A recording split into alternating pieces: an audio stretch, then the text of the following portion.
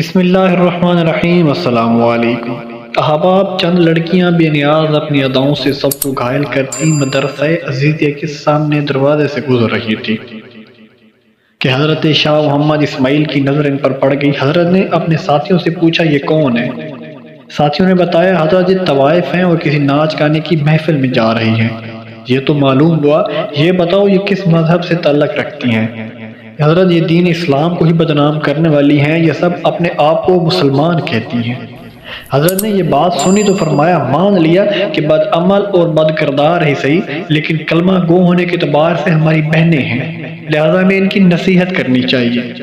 ساتھیوں نے کہا کہ ان پر نصیحت کیا خاک اثر کرے گی، ان کو نصیحت کرنے والا تو خود بدنام ہو جائے گا۔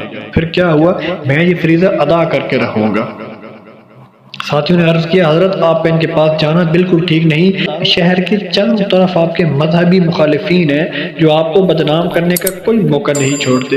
آپ نے فرمایا، مجھے ذرا برابر پرواہ نہیں، میں انہیں نصیحت ضرور کرنے جاؤں گا۔ اس کے بعد آپ تبلیغ حق و اصلاح کے عزم لے کر گھر میں تشریف لائے، درویشانہ لباس زیب تن کیا اور تنہائی کے اس حویلی کے دروازے پر پہنچ گئے اور کہا، اللہ والیو دروازہ کھولو اور فقیر کی صدا سنو۔ آپ کی آواز سن کر چند لڑکیاں آئیں، انہوں نے دروازہ کھولا تو دیکھا کہ باہر درویش صورت بزرگ کھڑا ہے۔ انہوں نے سمجھا یہ گداگر فقیر، انہوں نے چند روپے لا کر تھما دیے، لیکن اس نے اندر جانے کا اصرار کیا اور اندر چلے گئے۔ شاہ صاحب نے دیکھا چاروں طرف شمع اور قندیلیں روشن ہیں، طوائف طبلے اور ڈھولک کی تھاپ پر رقص کر رہی ہیں، ان کے بازوں میں گھنگرو کی گھنکار نے عجیب سا سما باندھ رکھا ہے۔ وہیں عورت کی نگاہ اس فقیر پر پڑی، اس پر ہیبت طاری ہوگی۔ وہ جانتی تھی فقیرانہ لباس میں گداگر نہیں، شاہ اسماعیل کھڑے ہیں، جو شاہ ولی اللہ کے پوتے اور شاہ عبدالعزیز شاہ رفیع الدین اور شاہ عبدالقادر کے بھتیجے ہیں۔ عورت نے تیزی سے اپنی کرسی سے اٹھی، احترام کے ساتھ ان کے سامنے جا کر کھڑی ہو گئی، ادب سے عرض کیا، آپ نے ہم گناہ گاروں کے پاس آنے کی زحمت کیوں کی؟ آپ نے پیغام بھیج دیا ہوتا تو ہم آپ کی خدمت میں حاضر ہو جاتی۔ آپ نے آنکھیں بند کیے بغیر عورت سے کہا، بڑی بھی تم نے ساری زندگی لوگوں کو رقص و سرور سنایا ہے، آج کچھ دیر ہم فقیروں کی صدا بھی سن لو۔ جی سنائیے، ہم مکمل توجہ کے ساتھ آپ کا بیان سنیں گے۔ یہ کہہ کر ہم طوائف کو طبلے ڈھول بند کر کے سننے کا حکم دیا۔ وہ بیٹھ گئیں۔ حضرت شاہ اسماعیل قرآن پاک نکال کر سورۃ التین کی تلاوت فرمائی۔ آپ کی تلاوت اس قدر پرسوز تھی، آیت بے خود ہو گئیں اور آیت مبارکہ کا دل نشین انداز ترجمہ کر کے بیان شروع کر دیا۔ آپ کا خطاب زبان کا کانوں سے خطاب نہیں تھا، بلکہ دل کا دلوں سے اور روح کا روحوں سے خطاب تھا۔ یہ خطاب دراصل اس الہام ربانی کا کرشمہ تھا جو حضرت شاہ اسماعیل جیسے مخلص دردمندوں اور امت مسلمہ کے حقیقی خیرخواہوں کے دلوں پر اترتا ہے۔ جب طوائفوں نے سورج کی تشریح سنی تو ان پر لرزہ طاری ہو گیا، روتے روتے ان کی ہچکیاں بن گئی۔ حضرت شاہ اسماعیل نے جب ان کی آنکھوں میں جھڑیاں دیکھیں تو بیان کا رخ توبہ کی طرف موڑ دیا اور بتایا، جو کوئی گناہ کر بیٹھے اس کی معافی مانگ لے، اللہ بڑا رحیم و معاف کر دیتا ہے۔ آپ نے توبہ کے اتنے فضائل بیان کیے کہ ان کی سسکیاں بن گئیں۔ شاہ صاحب نے اٹھ کر وضو کرنے اور 2 رکعت نفل پڑھنے کا کہا۔ راوی کہتا ہے کہ جب وہ وضو کر کے قبلہ رخ کھڑی ہو گئی اور نماز کے دوران سجدوں میں گر گئی تو حضرت نے ایک طرف کھڑے ہو کر اللہ سے عرض کیا، میں تیرے حکم کی تعمیل میں اتنا ہی کر سکتا تھا، یہ سجدوں میں گری ہیں، ان کے دلوں کو پاک کر دے، ان کے گناہوں کو معاف کر دے اور انہیں آبرو مند بنا دے، تیرے لیے کچھ مشکل نہیں، انہیں ہدایت فرما، انہیں نیک بندوں میں شامل فرما۔ ادھر شاہ صاحب کی دعا ختم ہوئی، ادھر ان کی نماز وہ اس حال میں اٹھی کہ ان کے دل صاف ہو چکے تھے۔ تمام طوائف گناہ کی زندگی پر افسوس کرنے لگیں اور نکاح پر راضی ہو گئی۔ نوجوان عورتوں نے نکاح کرا لی اور جو بڑی عمر والی تھی انہوں نے محنت مزدوری سے گزارا کرنا شروع کر دیا، کیونکہ جاننے والوں نے شریفانہ حالات اور سادہ لباس میں مجاہدین کے گھوڑوں کی لحاف والی چکی پر دال پستے دیکھا تو ان سے پوچھا، وہ زندگی بہتر تھی جس میں وہ ملبوسات میں شاندار لگتی، یا پھر یہ زندگی جس میں تیرے ہاتھوں پر چھالے پڑے ہوئے ہیں؟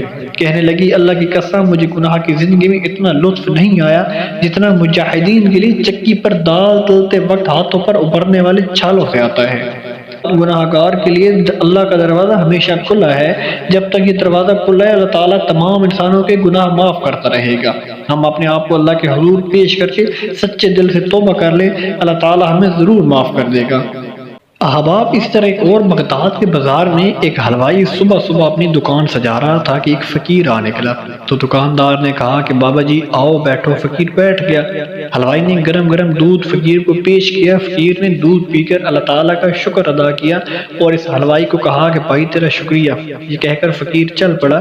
بازار میں ایک فاحشہ عورت اپنے دوست کے ساتھ سیڑھیوں پر بیٹھ کر موسم کا لطف لے رہی تھی۔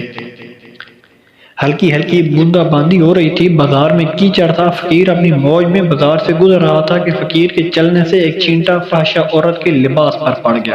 جب یہ منظر فاحشہ عورت کے دوست نے دیکھا تو اسے بہت غصہ آیا، اٹھا اور فقیر کے منہ پر تھپڑ مارا اور کہا فقیر بنے پھرتے ہو، چلنے پھرنے کی تمیز نہیں۔ فقیر نے ہنس کر آسمان کی طرف دیکھا اور کہا مالک تو بھی بڑا بے نیاز ہے، کہیں سے دودھ پلواتا ہے اور کہیں سے تھپڑ مرواتا ہے۔ یہ کہہ کر فقیر آگے چل پڑا۔ فاحشہ عورت چھت پر جا رہی تھی تو اس کا پاؤں پھسلتا ہے اور زمین پر سر کے بل گر جاتی ہے۔ اس کو ایسی شدید چوٹ لگتی ہے موقع پر ہی فوت ہو جاتی ہے۔ شور مچ گیا کہ فقیر نے آسمان کی طرف منہ کر کے بد دعا دی تھی جس کی وجہ سے یہ قیمتی جان چلی گئی۔ فقیر ابھی بازار کے دوسرے کونے تک نہیں پہنچتا تھا کہ لوگوں نے فقیر کو پکڑ لیا اور کہا کہ فقیر بنے پھرتے ہو، حوصلہ بھی نہیں رکھتے ہو۔ فقیر نے کہا کہ کیا ہوا میاں؟ لوگوں نے کہا کہ تم نے بد دعا دی اور عورت کی جان چلی گئی۔ فقیر نے کہا کہ واللہ میں نے کوئی بد دعا نہیں دی۔ لوگوں نے ضد کی اور کہا کہ نہیں تیری بد دعا کا کیا دھرا ہے۔ جب لوگوں نے ضد کی تو فقیر نے کہا کہ اصل بات پوچھتے ہو تو میں نے کوئی بد دعا نہیں کی، یہ یاروں کی لڑائی ہے۔ لوگوں نے کہا وہ کیا؟ فقیر نے کہا کہ جب میں گزر رہا تھا اور میرے پاؤں سے چھینٹا اڑا اور اس عورت کے لباس پر پڑا تو اس کے یار کو غصہ آیا اور اس نے مجھے مارا تو میرے یار کو بھی غصہ آیا۔ احباب میں امید کرتا ہوں کہ ویڈیو آپ کو اچھی لگی ہوگی۔ اگر ویڈیو پسند آئے تو پلیز میری ویڈیو کو لائک اور میرے چینل کو لازمی سبسکرائب کر لینا اور بیل آئیکن کے بٹن پر کلک کر کے آل پر کلک کر دینا تاکہ ہر آنے والی نئی ویڈیو کا نوٹیفیکیشن آپ تک پہنچ سکے۔ ملتے ہیں انشاءاللہ نیکسٹ ویڈیو میں، تب تک محمد اسلام کو دیجیے اجازت۔ اللہ حافظ۔